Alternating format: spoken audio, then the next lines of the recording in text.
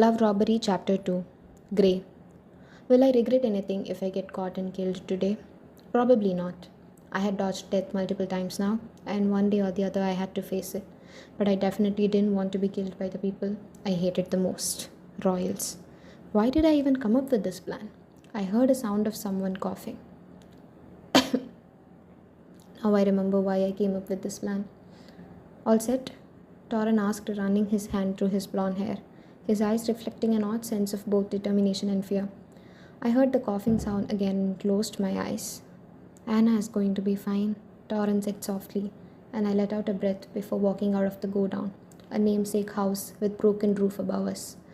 Torren followed me and was quick to sit on the sledge filled with sacks. I jumped onto the vehicle as Torren pulled the reins, making Arrow, our black horse, neigh before he started running. I looked up at the dark blanket of night sky and remembered the luscious black hair that floated in the wind, failing to cover a pair of blue eyes that were filled with innocence and fear. Princess Ivy Sapphire. Nothing goes missed by a thief who tries hard to effortlessly blend into the crowd and keep his identity a secret every single day. I could see it and sense it when one doesn't belong somewhere.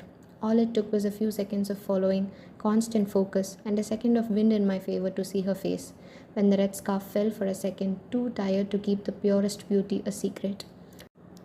The paintings of Princess Ivy did no justice. I saw her in person today for the first time. I knew I was going to kidnap her, and when fate gave me a chance to judge the strength of my enemy, I took it. One sneaky push and I stole her ring. I had heard before that she was just a harmless princess, grown in the luxuries of loyalty with no clue about the outside world. But I took a test which only played with my conscience. Please give me that ring back. I'll give you something else. Oh, sweetheart. Only if the world lets you have everything you want. I wish we knew the princess was going to be outside today. We could have executed the plan sooner, Torren said, and I shook my head, still looking at the night sky. Kidnapping her from the palace is difficult, but a crowded place is even more difficult. Yes, she probably had no guards, but getting her on a sledge quietly and bringing her to our place sounds very risky in the broad daylight, I said, and Torren slowed down as we reached near the palace. I jumped off the sledge and Torren nodded to me before he went to the other side of palace. The off-white massive palace stood in its glory. Dark green intricate paintings filled the corners and windows. The palace had a few domes at the top that were either in blue or white with a sharp, pointy finishing touch. The domes kept changing alternatively between white and blue. It was perfect, symmetric. I looked at all the windows of the palace. We had been planning this for the past few days and Torren did his work. He had spent enough days observing the palace windows, had seen the number of times the princess saw the garden or fights on practice arena from her window. He had already once caught me here to show which window would take me to her, and exactly beneath her window, the particular wall had around 5 guards. I covered my face with a bandana and slipped into darkness. I saw many guards rushing to one entrance of the palace. These are all the lovely gifts I have got for Queen Mia. Please let me in, I heard Torren shouting. I rolled my eyes at his dramatics. I hid behind a pillar as only one guard remained in the back entrance. Nothing personal, I mumbled to myself as I approached the guard from behind and quickly took him down. A kick and a few punches on his face made him immediately pass out. I dragged him behind a wall before I tied his hands, feet, and mouth. I walked around the wall cautiously. I untied the rope hanging around my waist and tied it with a small spear. I spun the end of the spear and threw the rope high. The rope twisted and perfectly tied around a pointy rod designed near a window. I held the rope, climbing up to the window. I pushed the doors open, slowly peeping in. White. Everything was white like the clouds, the golden chandeliers shining and casting bright light like sunshine outlining the clouds in a stark contrast to the darkness outside. I blinked my eyes as the princess stood in front of the mirror, a pink dress hugging her body and hair done in a braid. She moved to the other end of the room, floating like an angel through clouds before she opened a cupboard, getting lost behind the door. I immediately swung my body, get inside the room that screamed luxury.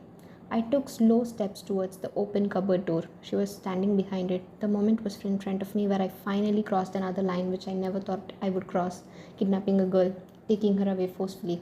But it was too late to back out. I saw her hand holding the edge of the door. She was about to turn, close the door, and see me. I dropped a note on the bed and quickened my steps.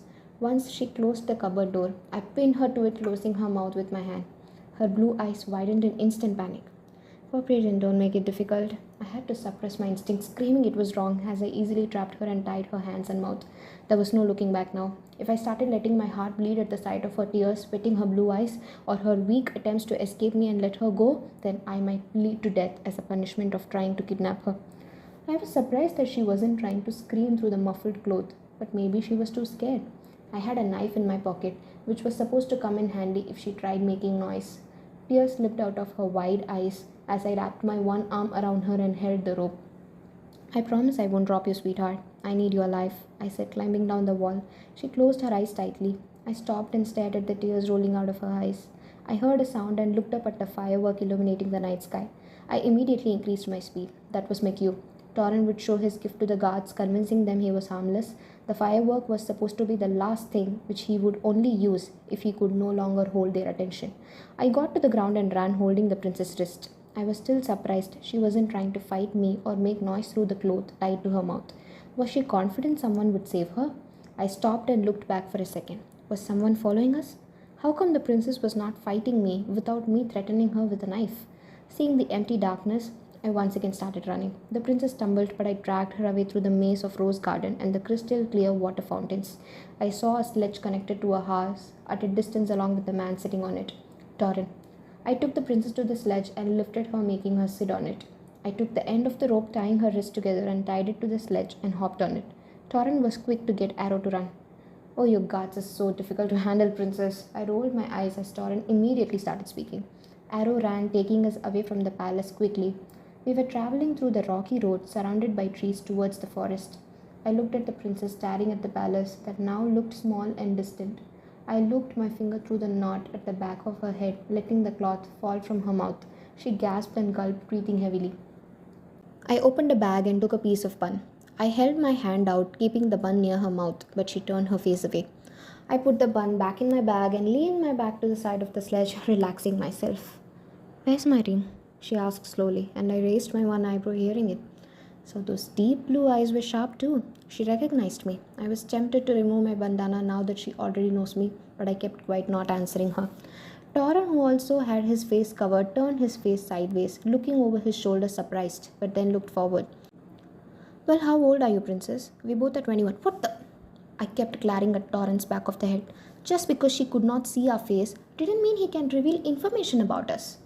18. A small whisper left her mouth. What next? Was he going to tell our name and where we lived? Ask her name and where she lived? I fought the urge to kick him away from the sledge. Is it true that you royals have so much wealth that you guys struggle every day to decide whether you guys should take bath in sapphires or diamonds? Can you shut up for a second? I hissed at Torrin and he shrugged his shoulders. He rode the horse into the forest. The people in palace must have by now seen the note I left on Princess' bed. Torrin stopped and got down, tying Arrow to a tree. I shook my head as he opened a bag and took a bottle of wine. He held the bottle to Princess. She nodded her head in a no. He turned away from us and removed his bandana, sipping wine. Do you have water? I heard a soft whisper and looked back at the princess.